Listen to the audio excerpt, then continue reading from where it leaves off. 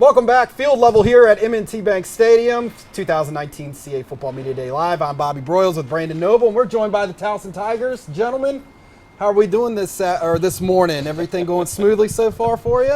Walk in the park. Bunch of veterans here. Exactly. Awesome. So we're joined by Shane Simpson, of course, head coach Rob Ambrose, and the preseason Offensive Player of the Year, Tom Flacco. And Coach, we'll start with you. Last year, this team, preseason picked 10th, end up making the playoffs for the first time since 2013. Now you're preseason picked second. The expectations have changed, obviously, on the outside eyes a bit. What has been the message to your team so far this offseason? Well, last year we talked about gaining respect, working hard, and getting back to the level of notoriety on a national level that we had kind of expected. And we did that. We really did. As a team, we did that. We were focused. We were together as a group. But I was a really bad head football coach, and we talked about that so much that ended up being the finish line of the season. And what that leads you to is it gets you to December, but it doesn't get you much farther. And as we moved on through January, we talked about what it takes to be successful in the playoffs at this level. It's not like bowl games and somewhere nice and warm in one game. Yeah. It's a crushing, horrible weather, transcontinental mess that takes consistency and toughness. And we spent the offseason talking about bad weather, playing hard in bad weather, and setting the finish line well past the month of December. So what are the things that you've been doing to kind of physically implement that, if you can tell us on TV? We talked about size and strength and being able to be healthy, and that the bigger and stronger we are, the longer we can last. So we moved spring ball up. We practiced in the cold, in the wet, in the rain, any crappy weather we could find. We found it and rolled around in it, played football in it, and then we got done. We got done mid-March, and we lifted, we ran, and we did our best to get as big and as strong as humanly possible as we can. That does it. Oh, yeah, absolutely. And I'm sure as offensive players, and I'll go with you, Tom, that had to be enjoyable, huh? As an offensive player to play in all those types of conditions here in the offseason? Yeah. Spring ball is definitely brutal a little bit in terms of the weather. Yeah. But, and I like to play football rather than going with weights, so that was pretty annoying too. The amount of time we've been lifting weights, we're actually ready for camp. That's pretty weird. So, well, obviously you coming in as a CAA preseason Offensive Player of the Year. You finished as the Offensive Player of the Year in the league last year. Breakout season, of course, for you. What were some of the keys to your success last year, and what have you been emphasizing on this offseason to even be better here in 2019? I can't be any more grateful for my teammates. Without them, I wouldn't be, where I am today. But just the work that we put in the off season, I think that correlated to the beginning of the season that we had, the success that we had. Just working hard in the off season, getting after it in the summer with the throwing with the wide receivers. Working on my footwork with the running back, stuff like that. That really benefited us. And this year we're working even harder, so we're excited to get out there again. Shane, talk a little bit about what you are doing now. Like, everybody sees Saturday. And the coach just talked about what you guys did in March. Nobody sees March. Right? What have you guys done from June and July that says, hey, we're ready to go in August? Great question. Best way to put it, just taking training day by training day. Just Monday, just focus on what we have on Monday. Then we worry about what we have tomorrow. Just stuff like that. And I think that will help us during the season. Just take it game by game and allow us to be able to finish. As a guy that gets the ball as often as you do in so many different ways, what are things that you have to do to make sure? Look, I played football for 20 years. No one ever gave me the ball on purpose, right? I always went and tackled somebody with the ball. So different animal. What do you have to do to take care of your body so that you're ready, like Coach said? Because that grind in December, it's not a fancy bowl game, right? It's multiple games in bad weather. Exactly.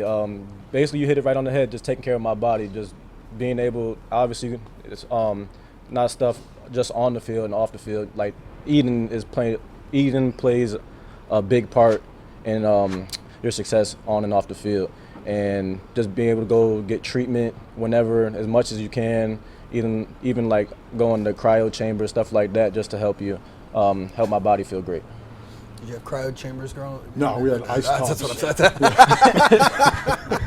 Cow bins. That's exactly right. Cow bins that they borrowed from the farm and filled them up with ice and water. There you go. Yes.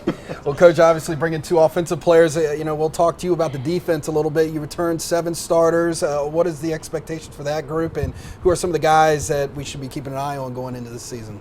Well, the core of the defense is good, and we played great defense in some stretches, but a little rough on third down and a little, especially in short yardage stuff. So we've had a lot of room to improve. We've mixed some guys around, changed a little scheme, changed a little bit of personnel, and somebody tried to corner me on one of these conversations about who's going to play where and what kind. Like, I'm going to tell you, Yeah. I'm not doing any of that. Exactly. But our ability to be multiple and play to the skill set of our players will clearly be a positive in this fall. You want to know who? Right? Robert Hayward runs the defense. Yeah. He does. Robert Hayward runs me. When he I'm going to get a phone call in a little bit, and he's going to tell me everything I did wrong. And but he's running the show from the linebacker position. We got Terrell Gillette has had an awesome offseason. He's a great leader. He's a good football player, but he's a great leader. And he's between the two of them, they kind of got these guys in a supporting cast: Ricky DeBerry, Malik Tyne, Bryce Carter, and they've all had good seasons.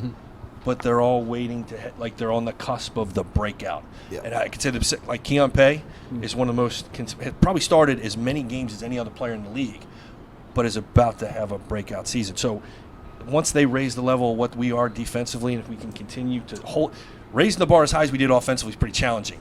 You ever try to hold that much weight that high for a long period of time? That's going to be a challenge in itself. So we put those two things together, and where we go from here on out should be pretty good.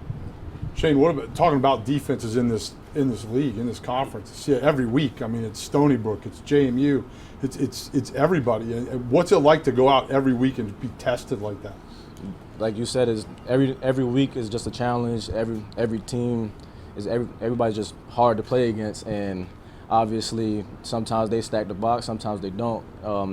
Thank you to Tom for that, so we don't have to go against any stacked boxes. But other than that, just like every week is really hard in the CAA.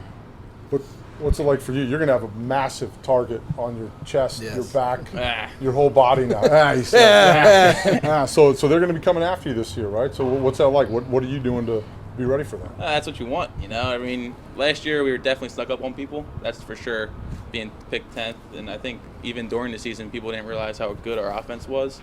But this year, like you said, we got a target on our back, but I wouldn't want it any other way, Go out there, and that's what makes the CAA so special. We're so competitive, all of us, making six guys making the playoffs. That's not normal. So it's been fun. And, I mean, as a quarterback, due to that, I'm getting so much better because every week's a different challenge. And I'm growing as a player, and I'm growing as a person every week, so it's cool. Speaking of growing as a quarterback, you have some great weapons around you as well. Of course, this guy right here. Yeah. The Shane's really, Shane Leatherberry as well. Yeah, Shane squared. Exactly. And what is it like playing with weapons like that on the outside? How much easier does it make your job at As times? a quarterback, he's got to get the ball in their hands, Like guys like him, then they get into space. They get ball, and when I get the ball in space, you just got they'll do something special with it. So getting the ball to him, to Shane, Jabari, whoever it is, I'm sure there's going to be a guy this year that just surprises us, Chris Clark, whoever it is. Getting them the ball in space, that's what we want to do because we had the talent to make guys miss. So that's what we're trying to do. Shane, I like this question when they're linemen up here a little better. All right, but what's the best meal in training camp? Like what's when you come off the field, what do you eat to make you like some comfort food? What are you eating? You talked about nutrition being important. Right. Obviously, I don't pay attention to nutrition at all. So what are you eating that makes you happy during camp? That's a great question. Definitely can't go wrong with like mashed potatoes or like chicken parm and stuff like that. And then if I'm eating unhealthy, I'll go with like fried chicken. And I'm like a sweet tooth guy, so ice cream at the end of the day. What about you? Ice creams now. I'm a pasta guy. I like getting that lasagna, spaghetti, whatever it is, something like that with some pretty good sauce or gravy, whatever you call it. It's good. Coach? And then we get the stress eating over Coach here, has to eat, right? Yeah. Do you My like to food? eat? Yeah. Well, first of all, he's not eating any of the fried chicken or any of that sugar stuff. That's not happening. As far as me, I drink coffee from the time I get out of bed. I stop at noon so I can sleep at one point, and then somebody puts food on my desk when they realize that I haven't eaten it. I don't really think about food that much. Camp is fun. Camp is fun. Camp is fun. Now, Tom, one thing that's interesting, and maybe not many fans outside of Towson know, like you played you're a collegiate two-sport athlete. Played baseball for the team this past spring, led the team in stolen bases. And of course, you were actually drafted, right? Coming out of high school. Yeah, that's awesome. What is it like being a two-sport collegiate athlete, and is baseball also something in your near future? No, it was cool to say I did it. Coming out of high school, and Coach Ambrose gave me the opportunity. I know it was tough for him to let me go out there and play because I did miss, maybe one or two practices, but it was fun. Just got there and I proved to myself that I could play college baseball. there was times when I was, up and I was doing well. Most of the season, I wasn't seeing the ball too well, I'd say, if you look at my stats. But it was fun. I met some new guys, and playing baseball kind of reset me for football. In high school, I was used to that, getting that new sport. But now I'm even more excited for football, and the skills that require baseball, they do the same thing for quarterback and throwing the football. So it's going to translate to my game. Coach, how'd you feel about it playing baseball? He didn't get hurt. That's good. Well, that's key. Very key. Yes. Oh, come on. Yeah. He had a chance to help the baseball team. They were interested in having him. We actually had a conversation of, I was a baseball guy. We faced some good pitchers when we were in high school, but those, maybe 2 or 3 of those guys went on to get drafted or play major league or Division I football. Mm-hmm. Haven't hit a baseball and live pitching since high school. Amazing, now these guys are all really, really good pitchers. Tom, it might take you a while to get your stick back. After 14 days, he was batting 500. I need to shut up and just go to football. That was one of the ups of the season, at the beginning of the season. There you go. Well, gentlemen, thank you so much for joining us today. Obviously, a short trip for you guys, which I'm sure you always like. But stay healthy, enjoy the 2019 season, and good luck. Thank you, man.